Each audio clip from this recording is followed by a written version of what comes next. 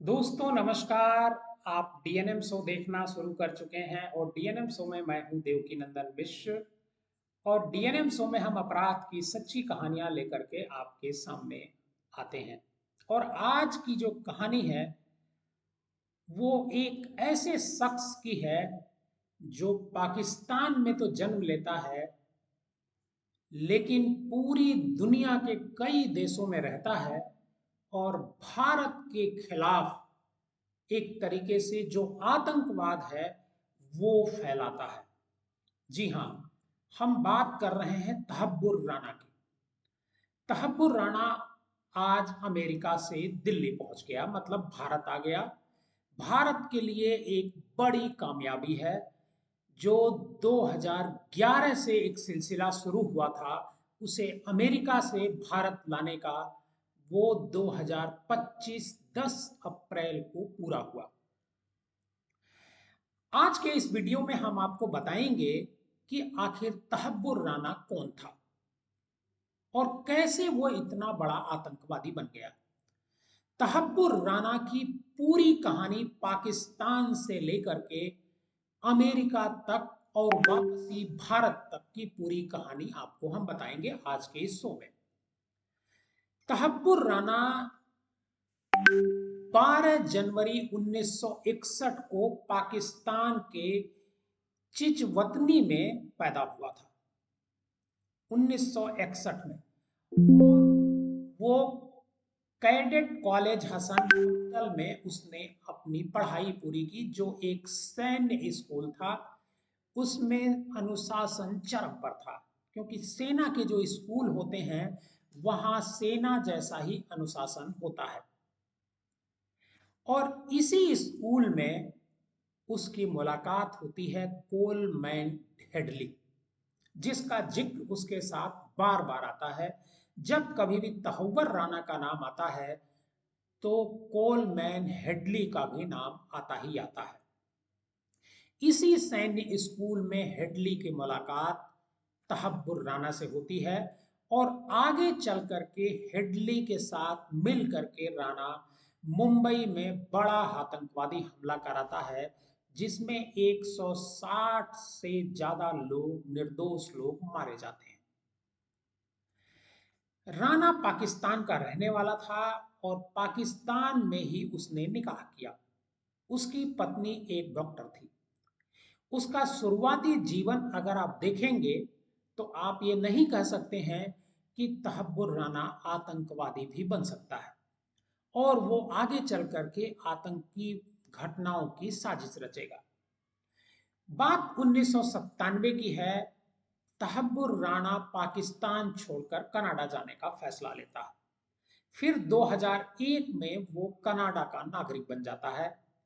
अब उसके काम को लेकर, नौकरी को लेकर जानकारी ज्यादा कभी सामने नहीं आई, लेकिन पब्लिक रिकॉर्ड्स अगर आप उसको खंगाला जाएगा तो पता चलता है कि इसने अमेरिका के शिकागो में एक इमिग्रेशन और ट्रेवल एजेंसी खोल रखी थी। दरअसल इस एजेंसी का जिक्र इस वजह से करना जरूरी है क्योंकि शिकागो में ही राणा की मुलाकात दोबारा हेडली से होती है। दोनों स्कूल में साथ पढ़ते हैं, लेकिन स्कूल से बाहर निकलने के बाद दोनों अलग हो जाते हैं। फिर दोनों की मुलाकात शिकागो में होती है और जब शिकागो में दोनों की मुलाकात होती है वहीं से दोनों का याराना बढ़ता जाता है। और उसी समय मुंबई में आतंकी हमले की पटकथा लिखी जाती है। असल में 2006 और 2008 के बीच हेडली कई बार भारत आया और भारत आने के बाद मुंबई में सबसे ज्यादा उसकी दस्तक देखी गई। दरअसल है क्या कि राणा और हेडली ये दोनों मिलकर के मुंबई में हमले की प्लानिंग कर रहे थे और लोगों को जो इसकी कोई जानकारी नहीं थी। वो जो इमिग्रेशन का ऑफिस था शिकागो में, उसी इमिग्रेशन के ऑफिस से ही दोनों मुंबई में ब्लास्ट की प्लानिंग कर रहे थे। करीब 160 लोग मर गए हमले में, लेकिन लंबे समय तक इस घटना में हेडली और राणा की कोई भूमिका सामने नहीं आई। लेकिन इसी बीच अमेरिकी जांच एजेंसी एफबीआई इस मामले की जांच कर रही होती है और एफबीआई साल 2009 में शिकागो एयरपोर्ट से राणा और हेडली को गिरफ्तार करती है।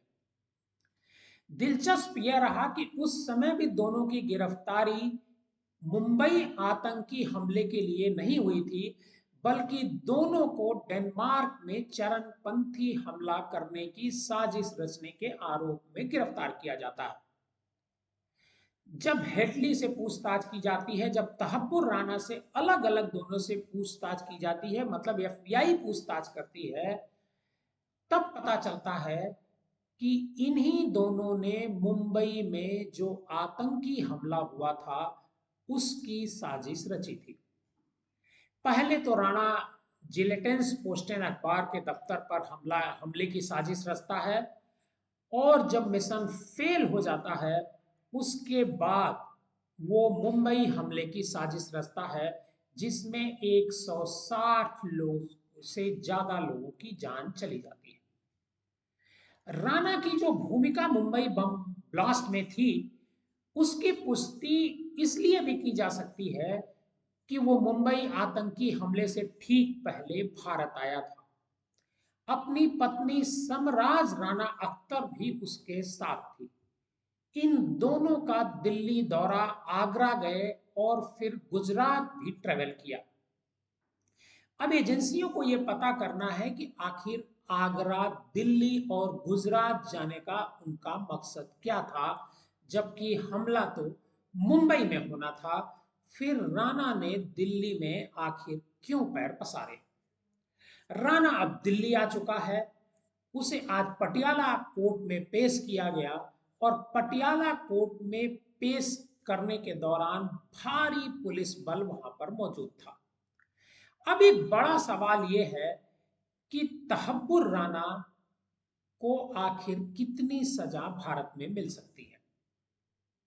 आपको बता दें कि जब 2009 में तहब्बुर राणा और हेडली गिरफ्तार होते हैं तो तहब्बुर राणा को भारत लाने के लिए एक पत्र जो है भारत सरकार की तरफ से भेजा जाता है 2011 में।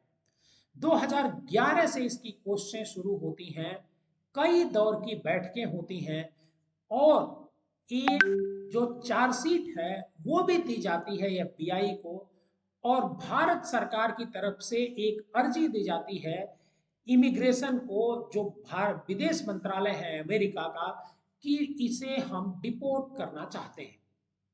उसके खिलाफ जो हेडली होता है वो कोर्ट जाता है। कोर्ट में काफी लंबे समय तक सुनवाई होती है और सुनवाई के बाद जो उसकी जो अर्जी होती है हेडली की वो रिजेक्ट हो जाती है। अब एक बड़ा सवाल यह है कि हेडली पाकिस्तानी नागरिक है और एक पाकिस्तानी नागरिक को भारत में कितने साल की सजा मुंबई हमलों के लिए हो सकती है। दरअसल मैक्सिमम प्रिजनमेंट फांसी या आजीवन कारावास की भारत में है। हेडली पर जो मुकदमा यहां चलाया जाएगा उसमें उसे आजीवन कारावास या फांसी दोनों में से कोई एक सजा हो सकती है।